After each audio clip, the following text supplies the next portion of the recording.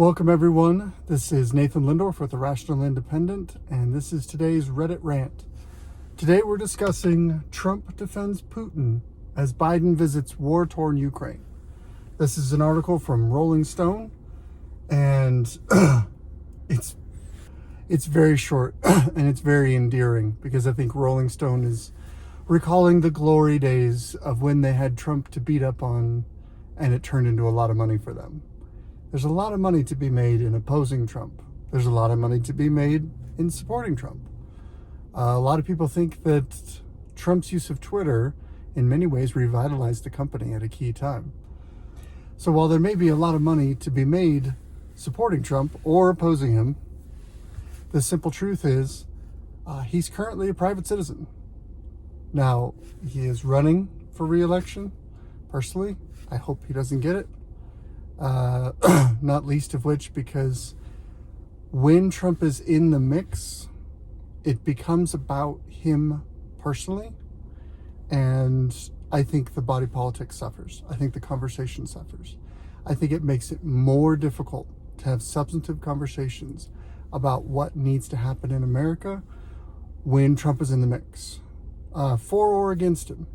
When you get that kind of rabid response, you sorry, going on in my throat. When you get that kind of rabid response, you end up dealing in the realm of emotion and loyalty, and the politics becomes personal, and all philosophical consistency seems to just go out the wayside. After I started filming this, I noted something that this is what makes me think that Rolling Stone had a lot of fun with this article. There's a picture of Trump, of which there's, of course, there's many to choose from. And I imagine they have a bunch of different stock photos that they can choose from for articles, and they put simple descriptions on them. One I read the other day was something like Trump gestures at a press conference or something, and it shows him pointing. This one makes me happy. Here's the entire caption to the picture. Donald Trump with his mouth open. That's it. That's the whole description. I found that to be very entertaining because it's not flattering. It's not descriptive in any kind of substantive way. It's just, you know what? We need a picture with his mouth open. Yeah, that's good. That's important. Anyway, so it looks like Joe Biden went to Ukraine, did a surprise visit, wanted to celebrate that Ukraine was still independent of Russia after a year of war. I've got to dig into the Ukraine war. Maybe we'll do that tomorrow's live stream. Maybe we'll start digging into that because that's worth dissecting. It's messier than you might imagine. Biden shows up to Ukraine, and this, of course, becomes an opportunity to talk about Trump somehow. But Trump gets clicks. So, hey, why not? Let's go for it. Donald Trump on Monday night touted his great relationship with Putin. I guess at some point in 2018, they were in the middle of the Russiagate. I think it's the generic term for the controversy. The idea that in the 2016 election, Trump won because Putin and Russia put their thumb on the scale, I guess by spending some money on Facebook ads. I never really did get a full understanding of it. It seemed pretty silly to me, but I guess the idea is President Trump's election was so narrow that even a small amount of interference could credibly be considered as the reason why he got elected. And so the Russiagate theory was, let's have a bunch of intelligence analysts and officials, usually anonymous, but some people put their name on it, basically make the assertion that the only reason Trump was president was because of Russian interference in the election. Now, this eventually became kind of a litmus test or an article of faith among the left. The idea that President Trump was not a legitimate president because he was in the pocket of Russia, that he did their bidding it's interesting how it takes multiple steps. Basically, one, Russia did interfere with the election in an effective way and actually swayed votes. Two, Trump knows that, believes it, is grateful for it, and is willing to be controlled because of it. And therefore, three, Trump is not a legitimate president because he bows to Putin and he does Putin's will. He is his cat's paw in America. Those are some big, that's not just a single step. You have to believe several things in order to make that happen. And one day we'll get into climate change because it has a similar challenge where there's a whole chain of facts and evidences and then logical conclusions from those facts and evidences that you have to walk all the way through this chain in order to operate in line with the narrative. But the narrative within the Russiagate part of the media was definitely that Trump was a Russian cat's paw. Here we have a situation where over the weekend, Trump had a rally in Florida. Had a bunch of loyal people there. There's a bunch of people, particularly in Florida, still very loyal to Trump. And in it, he says, Putin never would have gone into Ukraine if I were president. And then he talks about how he didn't trust his intelligence analysts, but that he trusted Putin. I think what I'm gathering, and it's written kind of funny, partly because they're quoting Trump verbatim. And one of the problems I have with Trump is that his speeches lack content. They roll off the tongue. If you're going along with, it's like a sales patter. If you're going along with what he's saying, then emotionally you're buying in and you continue to carry on, in the vibe that he's giving. But if you sit and read a transcript, he actually says very little. It's kind of a remarkable skill. To be fair, Rolling Stone is quoting Trump. On the downside, the quote doesn't shed much light. But from what I can gather, in 2018, Trump was asked, who do you trust more, the intelligence departments and analysts that are saying that you're a Russian cat's paw, or Putin, who says you're not? In other words, it's a logical trap, because Putin, if he did this election manipulation in order to control Trump, would of course deny it in order to make it effective. So he can't be trusted.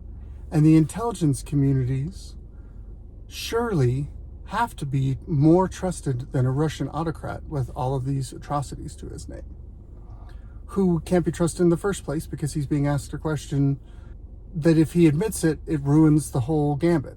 So it's basically a catch-22.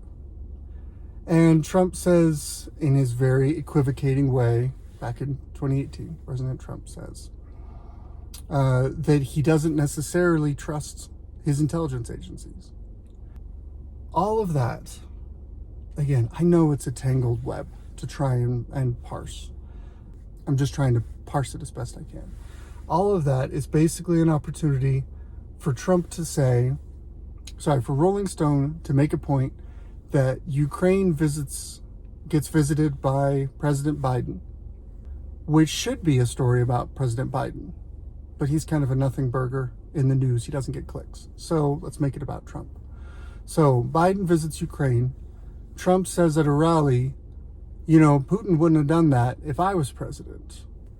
I'm assuming President Trump was making the point that a lot of the world's autocrats behaved themselves when he was president because they were probably worried he was an insane person who was going to nuke them. Now, maybe it's useful to have a president that can give off the crazy eyes and get people to stay in line. Maybe that's just a terrifying way to live. That's a conversation probably for another day. But I think that's Trump's opinion, is basically that he intimidated Putin and that he buttered Putin up, I think is the term. He had such a good relationship with him, and so he could trust Putin to behave while he was president. Even if that's true, you've created a situation where you are relying on the personal characteristics of a leader to maintain order. Well, in America, leaders turn over all the time. So you can't fix things by putting the right person in as president, because he's only going to be president for a couple of years. So it's no solution to say, oh, if Trump was president, this wouldn't be a problem. Well, yeah. But even if he gets reelected, we're talking less than a decade. And then he's out. And then all the problems are back again. So you can't fix these things with just, oh, we got to get the right guy into office. So long story short, they're basically saying Biden is virtuous because he's celebrating Ukrainian independence. President Biden. President Trump is a scumbag who was a cat's paw for Russia and really liked this Putin autocrat and really didn't like the honorable, noble heroes of the American intelligence community, and that makes him a bad person. Then, of course, they decide, even again, this is supposedly an article triggered by President Biden visiting war-torn Ukraine. That's in the title. Trump defends Putin as Biden visits war-torn Ukraine. The last paragraph of the article talks about Trump's rally material that he goes through, saying America has drifted in communist and Marxist directions. No context. He railed against the immigrant bad ones that he wants to toss out of the country. No context there. He implied that Nikki Haley was not doing well in the primary polls because he doesn't like that she chose to run against him. And he goes after his main enemy, who is his main rival for the 2024 nomination in the Republican Party, Governor Ron DeSantis. Even though, again, Governor DeSantis hasn't even announced if he's going to run or not. So he's attacking someone who's not even in the race, which is pretty meta, because here we have an article from a mainstream outlet that ostensibly is titled to discuss something that the current president is doing with, let's call him an ally. Kind of a weird word for Ukraine, but let's call him that. An ideological ally, maybe, in war-torn Ukraine. But instead of talking about that, we're talking about a former president, currently a private citizen, and his bickering during the primary hasn't even really kicked off, during the primary season of an upcoming election, where he is attacking a political rival who's not even in the race. This is like 4 degrees removed from anything that the article is supposed to talk about, or anything that frankly is relevant to today's news.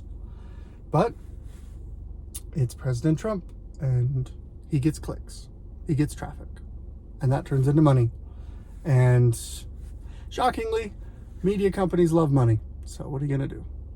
Anyway, that's today's Reddit Rant. I hope you have a wonderful day. Cheers.